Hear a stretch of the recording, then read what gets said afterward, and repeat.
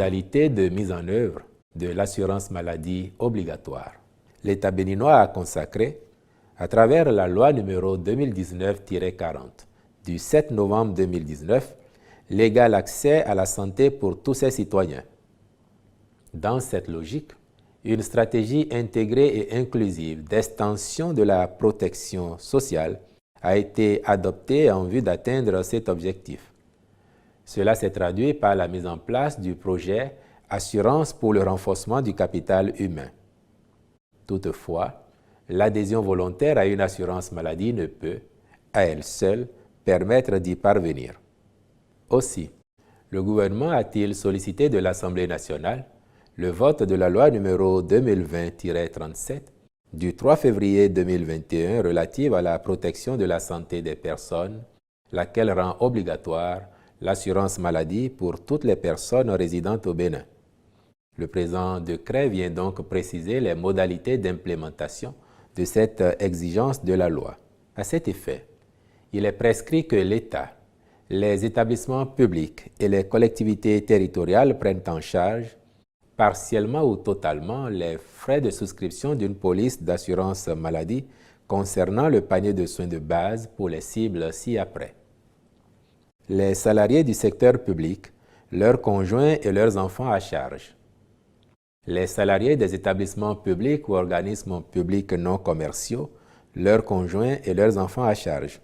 Les étudiants béninois résidant au Bénin et bénéficiaires d'une allocation de l'État. Les retraités du secteur public, leurs conjoints et leurs enfants à charge. Les retraités du secteur privé à faible revenu, leurs conjoints et leurs enfants à charge. Les pauvres extrêmes et non extrêmes.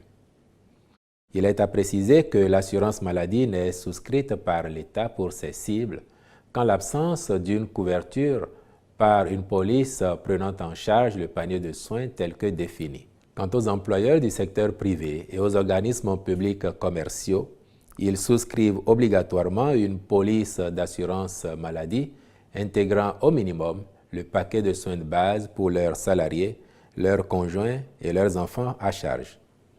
Les retraités du secteur privé, pour leur part, souscrivent une police d'assurance maladie pour eux-mêmes, leurs conjoints et leurs enfants à charge. Il leur est offert la possibilité de se faire prélever la prime d'assurance à la Caisse nationale de sécurité sociale.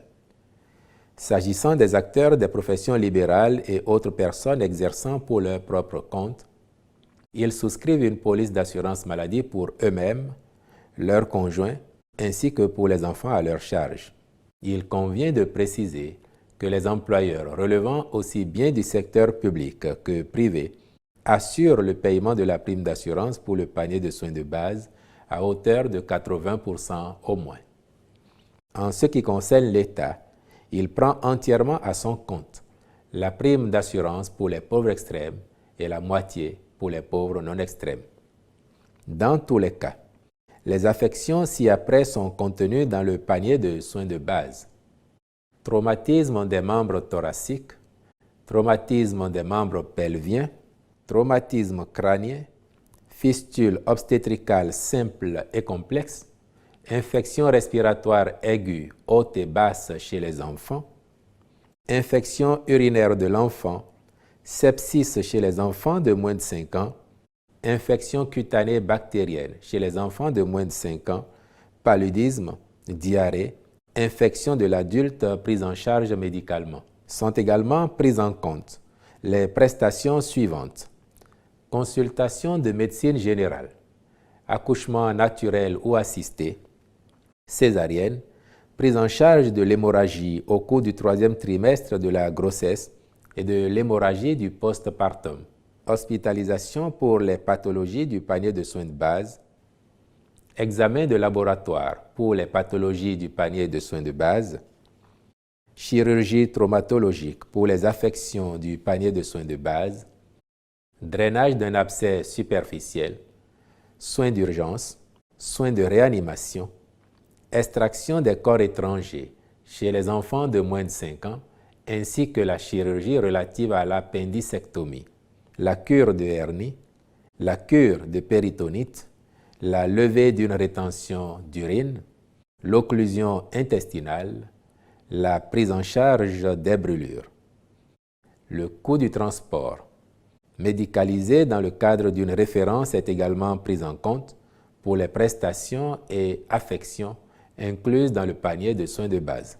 Par ailleurs, les consultations, les soins à l'exception des médicaments, les explorations diagnostiques et les hospitalisations pour les autres affections non contenues dans le panier de soins de base sont prises en charge par l'État pour ses agents et les retraités du secteur public, par les établissements publics et les collectivités territoriales pour leurs agents, leurs conjoints et leurs enfants à charge à hauteur de 80%.